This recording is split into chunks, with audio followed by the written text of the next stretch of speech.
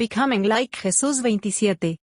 Bendiciones hermanos y hermanas de habla hispana, soy Diana Canadi, saludos desde San Luis, Missouri.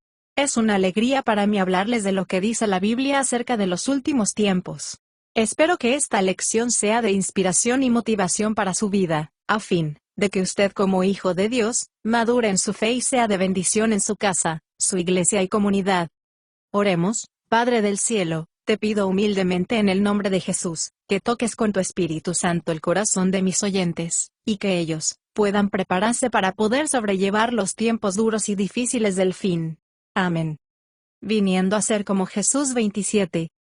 En estas conferencias estamos hablando de quién es Jesús y por qué vino a este mundo, y qué dijeron los hombres que caminaron y hablaron con Jesús, los testigos presenciales que escribieron los documentos del Nuevo Testamento. Haciendo un breve repaso a los puntos ya tratados, Jesús es Dios hecho hombre sin dejar de ser Dios. Hace 2000 años tomó una naturaleza humana, y nació en este mundo para poder morir en sacrificio por el pecado. Con su muerte abrió el camino para que los seres humanos fueran restaurados a su propósito en que fueron creados, a través de la fe en Él. Juan 1:14, Primera de Juan 4 del 9 al 10, Primera de Pedro 3:18, Juan 1:12 al 13, Efesios 1 del 4 al 5. Dios creó a los seres humanos para que se convirtieran en sus hijos e hijas santos y justos, glorificaran y le agradaran por completo en cada pensamiento, palabra, actitud y acción. El pecado nos descalificó para este propósito, pero cuando un hombre o una mujer reconoce a Jesús como Salvador y Señor, y creer en el sacrificio de Jesús, en la cruz, es justificado y declararla justo y libre del pecado. Entonces, Dios imparte su vida y su espíritu a la persona, y la convierte en su hijo o hija. La Biblia usa varios términos para describir lo que sucede cuando Dios, por su espíritu, imparte vida a lo más profundo de nuestro ser. Este es el nuevo nacimiento, regeneración y Cristo en nosotros. Juan 3 del 3 al 5, Tito 3:5, Colosenses 1:27. Este nuevo nacimiento interior, regeneración, es el comienzo de un proceso de transformación que finalmente liberará cada parte de nuestro ser del pecado, la corrupción y la muerte y nos restaurará para ser lo que Dios quiere que seamos, hijos y hijas por la fe en Jesús. Jesús no es solo el que obtuvo la familia de Dios a través del sacrificio de sí mismo, también es el modelo para la familia. Dios quiere hijos e hijas que sean como Jesús. Cuando nos convertimos en Jesús, llegamos a ser como Él en su humanidad, como Él en santidad, amor, carácter y poder. En Romanos 8:29, dice, porque Dios conocía a su pueblo de antemano, y los escogió para que fueran como su Hijo, conforme a su imagen de su primogénito entre muchos hermanos y hermanas. Jesús, en su humanidad, es el estándar para la familia de Dios. Quien dice que permanece en Él debe andar y comportarse como Él anduvo. Primera de Juan 2:6. Este proceso de transformación para convertirse a la imagen de Cristo es obra del Espíritu Santo. Recordemos, Dios es trino. Dios es un Dios que se manifiesta en tres personas distintas, Padre, el Hijo y el Espíritu Santo. Estas tres personas comparten la naturaleza divina. El Padre es todo Dios, el Hijo es todo Dios, y el Espíritu Santo Dios, no tres dioses, sino un Dios que es la Trinidad. La naturaleza de Dios está más allá de nuestra comprensión, simplemente tenemos que aceptarlo con asombro y reverencia porque la Biblia lo dice. La noche antes de que Jesús fuera crucificado, les dijo a sus apóstoles que, hasta ese momento, el Espíritu Santo había estado con ellos, pero que pronto estaría en ellos otra vez. Juan 14:17. Jesús dijo que el Padre y el Hijo morarían en los que le aman y le obedecen. El Padre y el Hijo viven o moran en el creyente, a través del Espíritu Santo. Juan 14:23. Cuando creemos en Jesús, el Espíritu Santo viene a vivir en nosotros, y nos transforma para hacer las cosas como Cristo los hizo a través de su cruz. Llegar a ser como Jesús no es nada automático ni instantáneo. Debemos aprender a someterse al Espíritu Santo, y a medida que el proceso se pone en marcha, nos hace aparecer a Jesús. Debemos aceptar y someterse a las normas de la vida cristiana. Si queremos vivir y caminar como caminó Jesús, debemos aprender a vivir con la conciencia tranquila, seguros de que Dios está en nosotros para tener fortaleza y transformación. Debemos ejercitar nuestra voluntad hacia los cambios necesarios que necesitamos, haciendo que nuestras palabras, pensamientos, actitudes y comportamientos se aparezcan a los de Jesús. Jesús murió para transformar nuestra vida. La vida nueva comienza con un cambio en la dirección que tomamos para nuestras vidas. Él murió por todos, y para aquellos que reciben su nueva vida reciban transformación, y vivan para agradar a Cristo, quien murió y resucitó por ellos. Segunda de Corintios 5:15. Debido al efecto del pecado de Adán, por naturaleza, la raza humana nace con una inclinación al pecado, y tienen una naturaleza caída que pone el yo primero. Isaías 53:6. Por eso, cuando Jesús comenzó su ministerio público, sus primeras palabras fueron arrepiéntete, cambia de opinión. Mateo 17. Vuélvete del pecado y de vivir para Cristo, a la manera de Jesús. Jesús dijo que aquellos que lo siguen, deben tomar su cruz y seguirlo. En Mateo 16:24 al 25, dice, si alguno quiere en pos de mi seguidor, debe dejar de lado sus ambiciones egoístas, cargar con su cruz y seguirme. Si tratas de conservar tu vida para ti mismo, la perderás. Pero si entregas tu vida por mí, encontrarás la vida verdadera. Tomar tu cruz es una imagen de la sumisión completa a la voluntad de Dios, incluso cuando hay tiempo difícil. Eso es lo que la cruz e ir en pos de Él, es sufrir por su causa. Miremos la oración de Jesús a su Padre, la noche antes de su crucifixión. Padre mío, si es posible, que se aparte de mí esta copa de sufrimiento, aunque prefiero y quiero hacer tu voluntad, no la mía. Mateo 26:39. En Lucas 9:23, agrega que debemos cargar nuestra cruz todos los días, y doblar nuestras rodillas a Jesús nuestro Salvador y Señor, tomando una decisión de seguirlo, negándose a los deseos y placeres de este mundo. Creemos que la voluntad de Dios significa que autodeterminación de hacer lo que Dios quiere, en cada acción que se hace a diario. No hacer lo correcto, no es el cristianismo del primer siglo, es una idea que proviene de una versión occidentalizada del cristianismo del siglo XX, que está centrada en el hombre y no en Dios. Es muy común escuchar enseñanzas que proclaman que Jesús vino a darnos una vida abundante en esta vida, que Él vino a arreglar nuestros problemas, volvernos exitosos y materialmente prósperos, cumpliendo los deseos de nuestro corazón para vivir una vida plena y satisfactoria. Tener de todo y estar sano es la versión moderna de cristianismo. Todas esas ideas se basan en versículos bíblicos sacados de contexto. La voluntad de Dios se expresa a través de sus mandamientos que están registrados en su palabra escrita. Hacer la voluntad de Dios es hacer lo que Dios quiere, ser moralmente correcto en cada situación y circunstancia, siendo obediente a la voluntad de Dios que se revela en su palabra escrita. Jesús resumió la voluntad de Dios en guardar 2 mandamientos: ama a Dios con todo tu ser, y ama a tu prójimo como a ti mismo. Todos sus mandamientos se resumen toda la ley. Mateo 22 del 37 al 39. Este amor no es una emoción, este amor es una acción que se expresa a través de nuestra obediencia a la voluntad moral de Dios y a nuestro trato a otras personas. En Juan 14:21 al 23 dicen: los que obedecen mis mandamientos son los que me aman, y todos los que me aman harán lo que yo diga. Cuando una persona cree en Jesús, Dios imparte su vida y su espíritu a esa persona, y se convierte en un verdadero hijo o hija de Dios por el segundo nacimiento. Entonces, el proceso de transformación ha comenzado. Debido a esta unión con Cristo a través de la vida y el Espíritu en nosotros, nuestra identidad cambia de pecador a hijo o hija de Dios, santo y justo. Juan 1:12 al 13, Primera de Juan 5:1. En Primera de Corintios 1:30 al 31, dice: mas vosotros, por vuestra unión con Cristo Jesús, sois linaje de Dios en Cristo.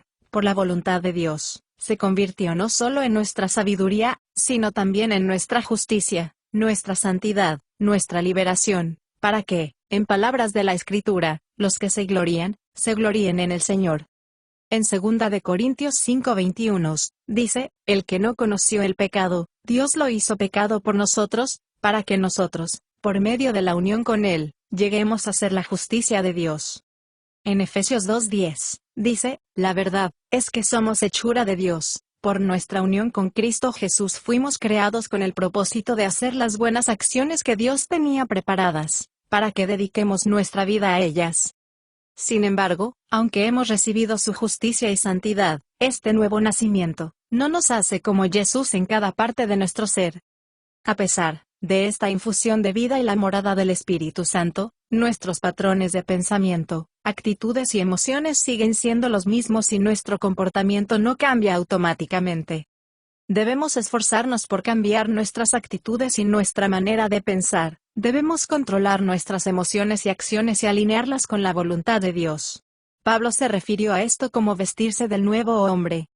En Efesios 4:22 y 23 dice: despójense del viejo hombre, corrompido por los deseos engañosos, y renuévense en el espíritu de sus mentes. Vestíos del nuevo hombre, creado a imagen de Dios en la justicia y santidad de la verdad.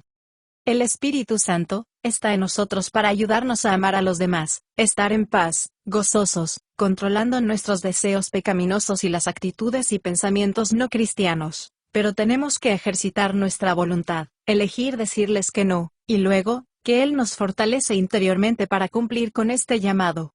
Ejercitar tu voluntad no significa tratar de cambiar solo por pura fuerza de voluntad. Ejercitar tu voluntad significa tener una actitud de corazón de no hacer la voluntad nuestra, sino la voluntad de Dios. Nuestra expectativa y dependencia debe estar guiada por el Espíritu Santo, entonces será fácil cumplirla. Veamos algunas cosas que Pablo, un testigo ocular de Jesús, escribió a los cristianos. Sus epístolas fueron escritas para explicar lo que creían los cristianos, y todo lo que nos ha sucedido a causa de la muerte y resurrección de Jesús, para aprender cómo debemos vivir a la luz de todo lo que ha sucedido.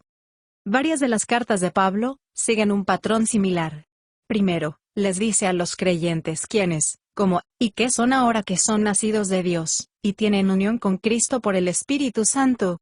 Luego, sigue con declaraciones específicas sobre el comportamiento: no mientas, robes, forniques, no te emborraches, chismes o te quejes. Sea amable y compasivo. Servirnos unos a otros. Perdona y camina en amor. El mensaje de Pablo a los cristianos fue: Dios está en ti por su Espíritu para ayudarte, fortalecerte y cambiarte. Ahora, elige su voluntad sobre la tuya. Notemos cómo Pablo oró por las personas. En Efesios 3:16, oro, para que de sus gloriosos e ilimitados recursos fortalezcan el hombre interior a través de su Espíritu Santo. En Efesios 3:20, dice: ahora gloria a Dios. Por su gran poder que obra dentro de nosotros, Él puede lograr infinitamente más de lo que jamás nos atreveríamos a pedir o esperar. Pablo también dejó en claro que aunque Dios está en los cristianos para ayudarlos, de nosotros depende tomar algunas decisiones difíciles. Él retó a un grupo de creyentes que vivían en la ciudad de Corinto, que deben comportarte como hijos de Dios y no vivir como ellos quieren. En 1 de Corintios 6:19 al 20, dice: ¿no sabéis, no estáis conscientes, que vuestro cuerpo es templo del Espíritu Santo, y que Dios mora en nosotros? Nosotros si no nos pertenecemos a nosotros mismos, ahora, pertenecemos a Dios, porque Dios nos compró a un alto precio. Debes honrar a Dios con todo nuestro cuerpo porque es de Dios. Pablo escribió estas palabras en el contexto de exhortar a los creyentes a evitar el pecado sexual. Ahora nuestro cuerpo pertenece a Dios, y no tienes derecho a unirlo a otra persona que no sea tu cónyuge. Cuando Pablo expresó su punto, declaró dos hechos increíbles: ¿no se dan cuenta que nuestros cuerpos son en realidad partes del cuerpo de Cristo? 1 de Corintios 6:15. La persona que se une al Señor se convierte en un espíritu con Él. 1 de Corintios 6:16. Dios está en nosotros para ayudarnos, por eso, debemos ejercer la voluntad y rendirse a Él, porque su Espíritu mora en nuestro cuerpo, y los que le hemos aceptado pertenecemos al Señor. Pero, el Espíritu Santo está en nosotros para ayudarnos. Jesús llamó al Espíritu Santo el Consolador. Juan 14:16. Consolador, en griego, significa alguien llamado para darnos ayuda, socorro. El Espíritu Santo es consejero, ayudante, intercesor, abogado, fortalecedor. Pablo escribió a los cristianos que vivían en la ciudad de Filipos, les exhortaba: queridísimos amigos, cuando estaba con vosotros, siempre les cuidé mucho de que seguían mis instrucciones, y ahora que estoy lejos, deben ser aún más cuidadosos, y obedecer a Dios más que cuando estuve presente, con profunda reverencia y temor. porque Dios está obrando en ustedes, dándoles el deseo de obedecer y hacer lo que a Dios le agrada. Filipenses 2:12 y 13. Temor y temblor significa temor de Dios, no como en terror, sino reverencia, respeto y honra por Dios Todopoderoso. Este temor de Dios es un sentido profundo y reverencial de responsabilidad ante Dios. Reconocer nuestra sinceridad y seriedad es bueno porque el Dios Todopoderoso habita en nosotros, inspirándonos asombro y reverencia, así como agradecimiento por lo que Él ha hecho y está haciendo en nuestras vidas. Pablo siguió esta declaración acerca de Dios obrando en nosotros con estas palabras: en todo lo que hagáis, no discutáis ni os quejéis, tenéis que vivir vidas limpias e inocentes como hijos de Dios en un mundo oscuro lleno de gente torcida y perversa. Deja que tu luz brille ante ellos, aferrándose firmemente a la palabra de vida, para que mis palabras no sean en vano. Filipenses 2:14 al 16. Cuando Pablo escribió esta carta a los filipenses mientras estaba en la cárcel por predicar a Jesús, él escribió: no sabía si viviría o moriría. Al final de la carta, agradeció a estas personas por su ayuda y preocupación por él, aunque hubo un periodo de tiempo en el que no pudieron ayudarlo. Las palabras de Pablo nos dan una idea de que vivió su vida con la conciencia de que Dios estaba en él. No es que nunca haya tenido necesidad, porque he aprendido a llevarme bien con mucho o con poco. He aprendido el secreto de vivir en cada situación, ya sea con el estómago lleno o vacío, con mucho o con poco. Porque todo lo puedo con la ayuda de Cristo, quien me da la fuerza que necesito. Filipenses 4 del 11 al 13. En Filipenses 4:13 dice: tengo fuerza para hacer todas las cosas en Cristo, porque Él me fortalece. Estoy listo para todo, estoy a la altura de todo a través de aquel que me infunde poder interior. Pablo sabía que Jesús vivía en él, por el Espíritu Santo, que era una fuente inagotable de vida para fortalecerlo y sostenerlo mientras enfrentaba los desafíos de estar en este mundo caído. Juan 7 del 37 al 39. La voluntad de Pablo estaba puesta en Cristo, y no mi voluntad, su propia voluntad. Él experimentó la ayuda de Dios para sostenerlo y llevarlo a cabo.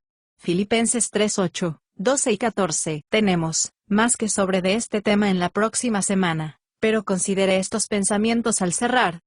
Nuestra parte para el proceso de transformación a la imagen de Cristo comienza con el reconocimiento de que tenemos la responsabilidad moral de glorificar a Dios con nuestra vida, si queremos vivir con la conciencia tranquila de que Dios está en nosotros. En Colosense 1 del 10 al 11, dice: andad como es digno del Señor, agradándole en todo, dando fruto en toda buena obra y creciendo en el conocimiento de Él, orando para que seas fortalecido con su glorioso poder para tener toda la paciencia y la resistencia que necesitamos. El llamado supremo de nuestro corazón debe ser, cada vez parecerse más como Jesús en todos nuestros pensamientos, palabras, actitudes y acciones. Nuestro corazón no debe estar puesto en nuestra voluntad, sino su voluntad, en cada situación y circunstancia, incluso cuando es el momento más difícil. Aún no somos obras terminadas, estamos en progreso, pero somos hijos e hijas de Dios en su dimensión, hasta que un día seamos transformados completamente a la imagen de Cristo. Porque el que comenzó en nosotros la buena obra, la perfeccionará hasta el día postrero. Primera de Juan 3:2, Filipenses 1:6. Notemos lo que Pablo dijo acerca de sí mismo: no quiero decir que yo haya logrado estas cosas y que ya haya alcanzado la perfección.